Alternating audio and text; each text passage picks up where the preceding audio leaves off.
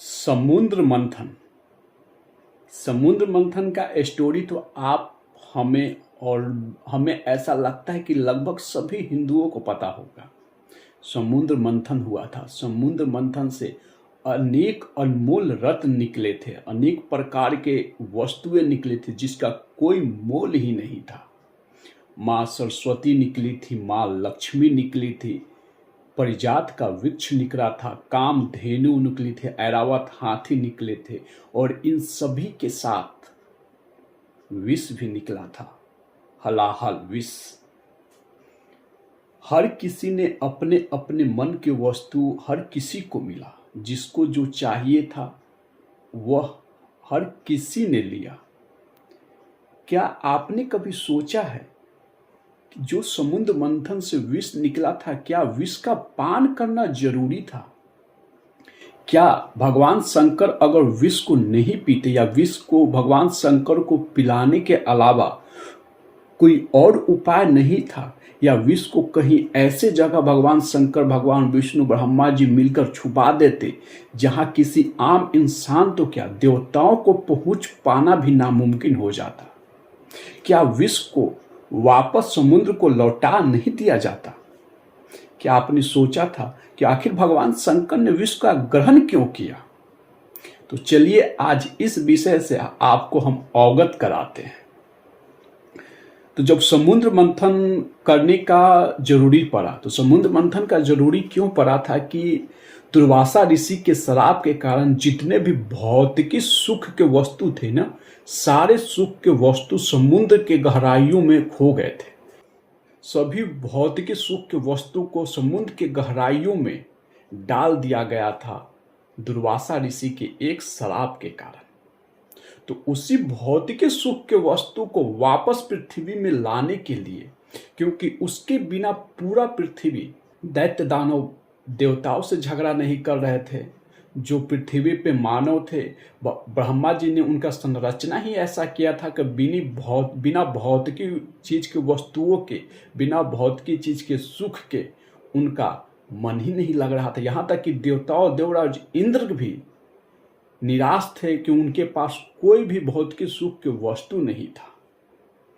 तो जब भगवान के पास प्रार्थना के लिए जाते हैं, ब्रह्मा विष्णु महेश से प्रार्थना, देवता और दानव मानव सभी मिलकर करते हैं कि हमें इन वस्तुओं को वापस लाना होगा, तभी यह दुनिया फिर से पहले जैसा रंग बिरंगा, पहले जैसा चहकने लगेगा। तो जो सभी मिलके समुद्र मंथन के लिए समुद्र देव के पास पहुंचते, समुद्र देव ने एक शर्त रखते हैं।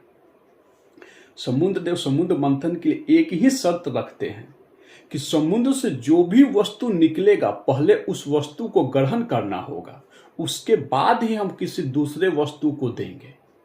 अगर आप कोई भी वस्तु को ग्रहण नहीं करोगे तो हम उसके बाद किसी भी वस्तु को बाहर नहीं डालेंगे, यानी बाहर नहीं फेंकेंगे। आप कितना भी समुद्र मंथन कर लो, आप कितने भी समुद्र को पीड़ा पहुंचा लो, अगर जो वस्तु समुद्र से निकला है, अगर आप उस वस्तु को ग्रहण नहीं करते हैं तो हम उस वस्तु को भी वापस ले लेंगे और उसके बाद कोई और वस्तु आपको नहीं दिया जाएगा। समुद्र देव का यही एक शर्त था समुद्र मंथन के समय। लेकिन उस समय किसी ने यह सोचा नहीं था कि समुद्र से हलाहल विष भी निकल सकता है। जब समुद्र से वस्तु निकलने लगा तो हर एक वस्तु को इंद्रदेव को ऐरावत दे गया। परिजात इंद्रदेव वापस लेकर चले गए।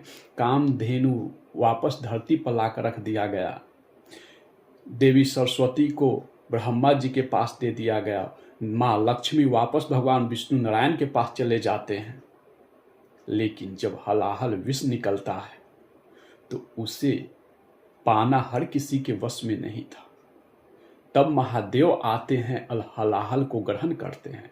अगर महादेव हलाहल विष को ग्रहण नहीं करते तो समुद्र मंथन वहीं पे समाप्त हो जाता और वहीं पे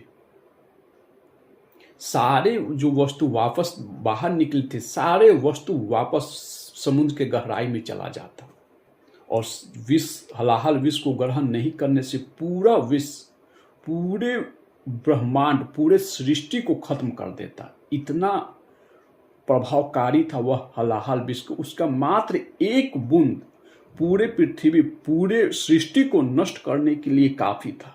समुद्र देव के शर्त के अनुसार भगवान को उस विष को ग्रहण करना पड़ता है। तो इससे हमें यही सीख मिलता है कि अगर आपके अंदर लालसा है किसी महंगे वस्तु को पाने का, आपके अंदर लालसा है कि आप सही मार्ग पर चलते हुए भी अगर आपको किसी भौतिक सुख के महंगे से महंगे चीज को प्राप्त करना है, तो उस समय, उस दौरान आपके प्राण भी संकट में जा सकते हैं, आपके प्राण भी संकट में पड़ सकते हैं। तो आप लालसा, अपने मन में लालच उतना ही रखें जितना आप बर्दाश्त कर सकते हैं। ज्यादा लालच आपके प्राणों को भी संकट में डाल सकता है। अगर महादेव ने उस विष को ग्रहण नहीं किया होता तो आज पूरा पृथ्वी, पूरा सृष्टि नष्ट हो जाता। तो आप भी प्रेम से लिखे हर हर महादेव और महादेव के भक्त हो जाएं, महादेव का गुणगान करें। तो आज के लिए बस इतना ही। मिलते ही अगले वीडियो में एक अगले रोचक कहानी के साथ। हर हर महादेव।